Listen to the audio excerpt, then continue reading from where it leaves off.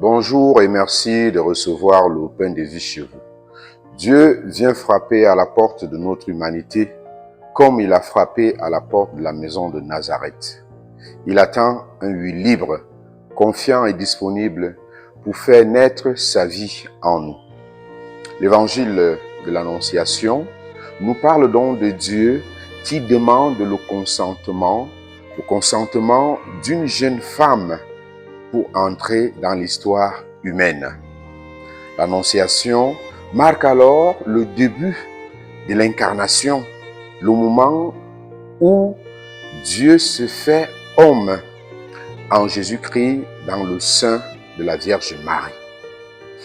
Pour rejoindre le monde qu'il a créé, Dieu ose donc le chemin de l'incarnation. Il ose naître d'une jeune femme de Nazareth qui s'appelle Marie. Par la voix de l'ange qui l'appelle comblée de grâce, Marie apprend qu'elle a trouvé grâce aux yeux du Seigneur, qu'elle est l'élue de Dieu. Elle va mettre au monde le Sauveur.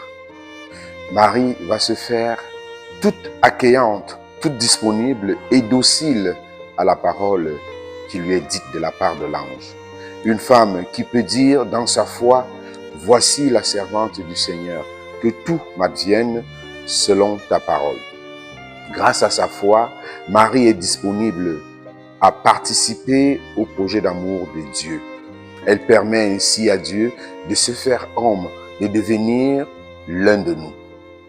Son oui humble et courageux change donc le cours de l'histoire de l'humanité.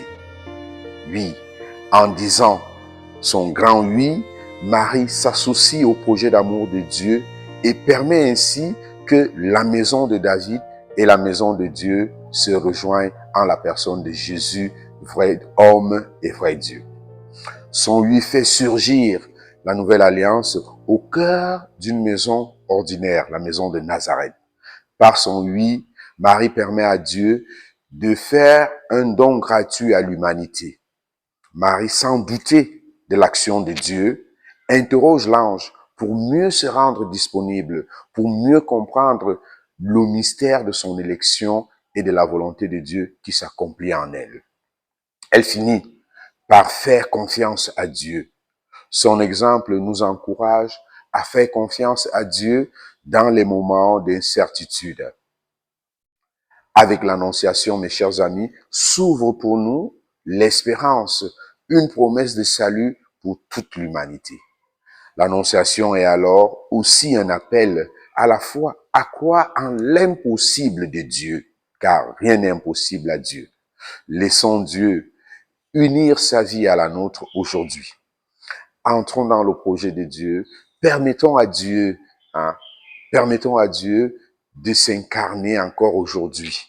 Donnons cette place au Seigneur dans nos vies et que par nous, Dieu vienne s'installer dans notre humanité. Que Dieu vienne encore accomplir la merveille de son amour pour chacun et chacune de nous. À tous et à chacun, je souhaite une très belle fête, une bonne fête de l'Annonciation de notre Seigneur à la Vierge Marie.